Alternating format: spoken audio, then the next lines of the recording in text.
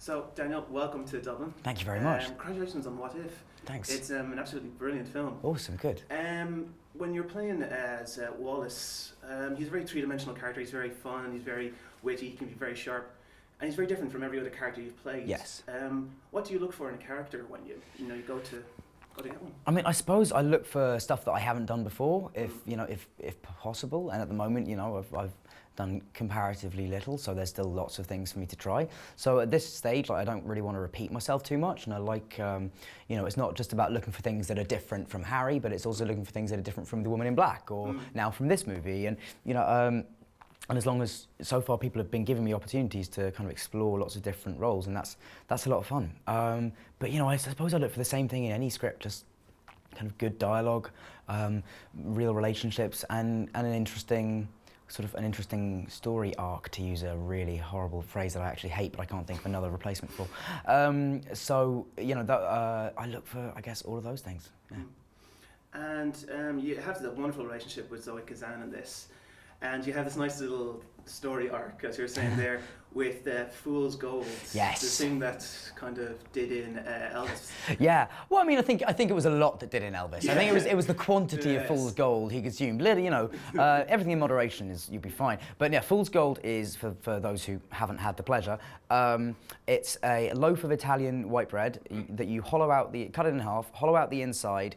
Then you fill it with an entire jar of jam and then an entire jar of peanut butter, and then you stuff it with a pound of crispy bacon. Did you try it? I did. I had loads. Yeah, I had quite a bit. But it was an interesting. It was the divide between having grown up in England and having grown up in LA was very evident between me and Zoe, because she was just looking at it being like, "That's not food. No one should ever eat that." And I was looking at it going, "High cuisine! This is fantastic." And how is it? It's lovely. It's delicious. Like, what's not to like? I like peanut butter. I like jam. I like bacon. I like bread. It's fantastic. And it's not one of those things that, because sometimes by combining things, you make both the things you love worse. Like, I love Ribena and Diet Coke, and I tried to mix them together, and it was horrible.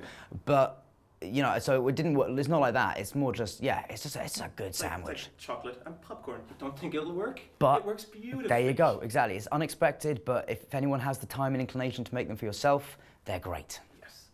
And you also worked with Adam Driver and Yeah. Mackenzie on this. What was it like working with Adam, who's got such a comedic background? Did he help you with maybe more of your comedic lines in this film? Not particularly. I mean, Adam's not the type of person that would ever deign to sort of give notes to somebody else or anything, but just being around him and watching him and when you're in scenes like that, the person you are relying on is the other guy in the scene with you, and so you fire off each other's energy. So I think he helped a huge amount in that respect. And also, I was just, a lot of the time, it was a very good test for me in terms of not laughing on camera, because Adam improvises a lot. Like, we all improvised a bit in this film, but Adam, 40-50% of everything he says in the film seems to be just his own.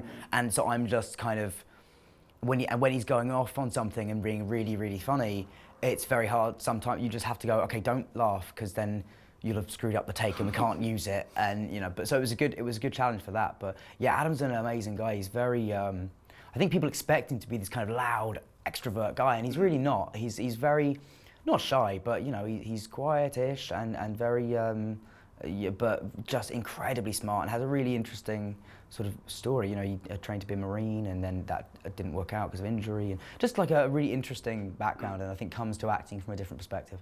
And at any point in What If, did you have to was Wallace going to be American, or did they always just decide, no, it's Daniel, he's a great British actor, we're just going to stick with a British accent? I mean, I learnt it as American, to be honest, and then I got out there, and they said, it was slightly bizarre, but they said that they were basically going to pull funding from the film unless I did an English accent. And at that point, having been sort of strong-armed into it, I was like, well, okay, I'm not going to now make a stand and say, well, I learned it in American, so I'm going to put 400 people out of work. Obviously, I'm not going to do that. So I ended up English, and I was a little bit disappointed, just because I like doing accents and I like show it, and I think it's important for me to show that I can do an American accent. But I got to do that in Kill Your Darlings, and I did it in Horns, which comes out later in the year. So in the end, it was actually fine, and it's fine for the character to be English. It makes total sense that he could be still, so it's not a problem.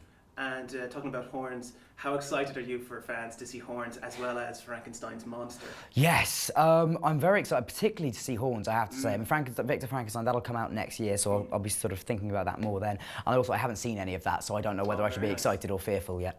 But yeah, the Horns, I think, is an amazing movie. It's crazy. It's unlike anything else I've ever done, and I think unlike most things people will have seen.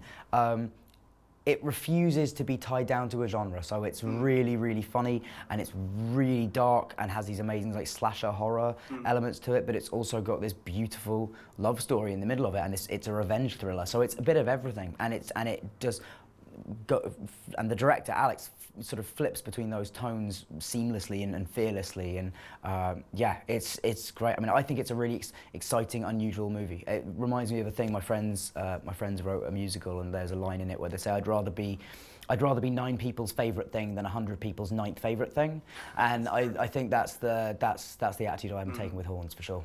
And will your character in that Ignatius? Ignatius, yeah. Ig. Would he be your first kind of villain?